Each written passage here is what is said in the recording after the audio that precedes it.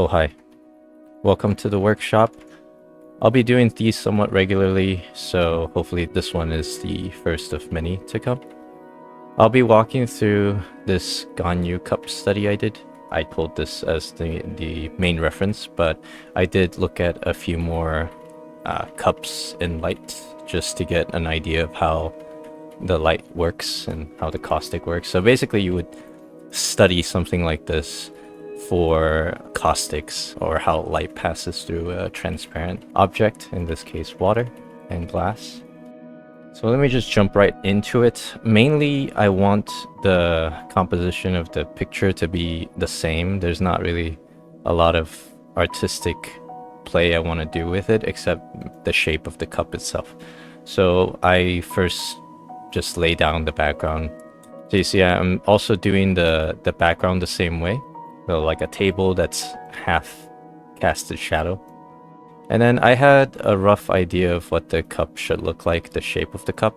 I have it as a hexagonal shape, but I wanted to put like a little concave curve on all sides. And then I wanted to have it like a beaker shape, so it has this lip that's kind of curved out, like suggesting that you can pour water from it. I hit it with the light first, the brightest value in the reference. If you look at the reference, you can see like this light stood out to me a lot, so I figure I put that in first to get an idea of what my range is, like the brightest value.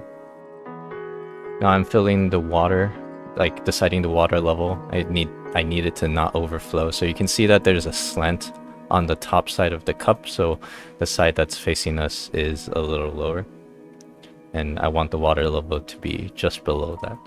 So the point of drawing caustics or water in a cup, a big part of the study is drawing how the refraction works in the water.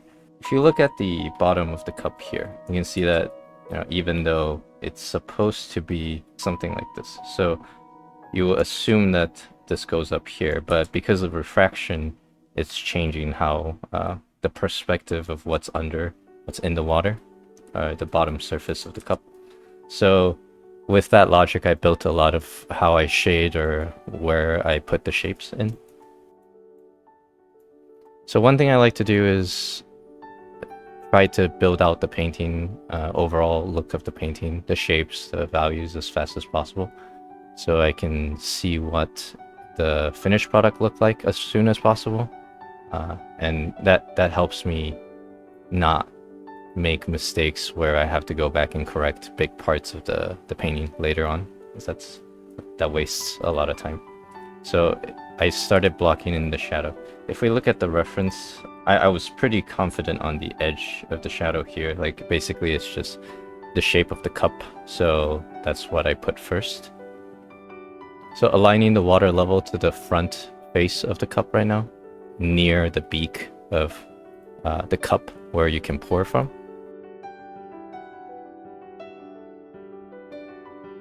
So I'm mimicking how the bottom surface is kind of crunched in perspective here. Obviously the shape of the cup is not exactly the same, but I'm just estimating what it's going to look like based on this reference. I want the bottom of the cup to also have that thickness, like the thick glass. So water level here, I had it a little bit different on the top side. So if you think about the top side, you actually get a bit more surface area here in my painting versus the reference, because the mouth is open on a slant, so you see a bit more of the top, I think. So what I had to do is I had to get that same refraction.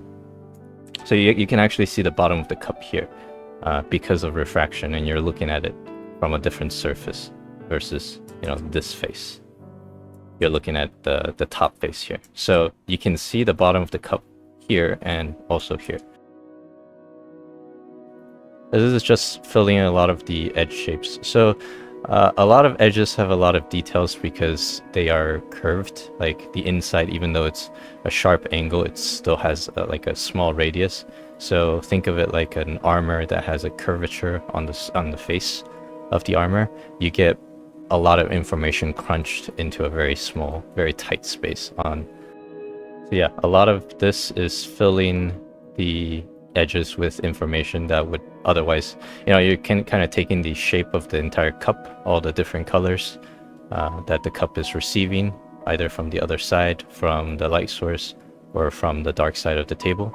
You're taking that and you're crunching it down to like the bottom of the cup or the edge of the cups. Shaving down the shadow to make sure the shape matches approximately. So I wanted to make sure that I did this correctly. There's light that's passing through. So if this was an opaque object, it will actually have shadow casted all over here. But because it's clear, it's letting light pass through on the bottom. So I see some of these streaks up here on the shadow of the cup. It's like you can see the streaks kind of passes through the bulk of the shadow, but it's also in the light areas as well. I don't know if that's just it might be texture in the glass, or it might be when the light is passing through this layer, comes here, it actually, these edges gets multiplied because it passes through several faces. Like it passes through this face and then it passes through this face. So you get like multiple copies of the same light. That's just my guess. It might be wrong. Now I'm putting in this is more like the reflected light from the edge and the face of the glass. You can see it here in the reference where the light maybe hits this face right here and then gets reflected this way. So if you look closely, you can tell it's like a hard line and then it softens on one side. So if you can mimic that, it doesn't matter if your shape is not geometrically accurate.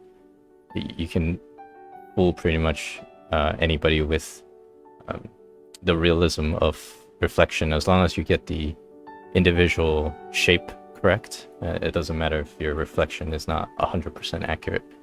So of course we need to put a Ganyu on the cup, and I decided to make it an emboss on the glass.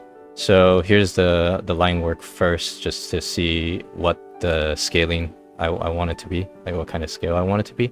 Initially I wanted to put horns on the glass, but I decided this might be technically interesting as well, because emboss is really small, so you have to really find a way to crunch all the lighting information in to make it read correctly. At first I wanted the eyes to be like kind of like a sticker, so I'm coloring it in. I figured that might be easier. Turns out not to be the case. So basically went back, erased it, did it all in glass. So I mean, having a little bit of trouble finding the right shapes for like this very complex small structure. So this took more time than the cup itself. Also because I have no reference for embossing on glass. I don't even know if that's the right word, like raised part of the glass. And I'm pretty much just guessing based on how I interpret information about refraction. I wanted to put a little bit of detail on the glass. So glass isn't, usually it's not perfectly clear. So I threw in some fingerprints on the glass and like oil or in general dirt on the glass to make it look a little bit more realistic. Added the shading for the back where the table is shaded, passed through on the surface of the water. I know that's not very realistic, but I don't think anybody can really tell. So now I'm adjusting the curvature or the curve. I feel like when I manually pick colors, sometimes they don't work very well with each other. The switches between color is a bit too sharp.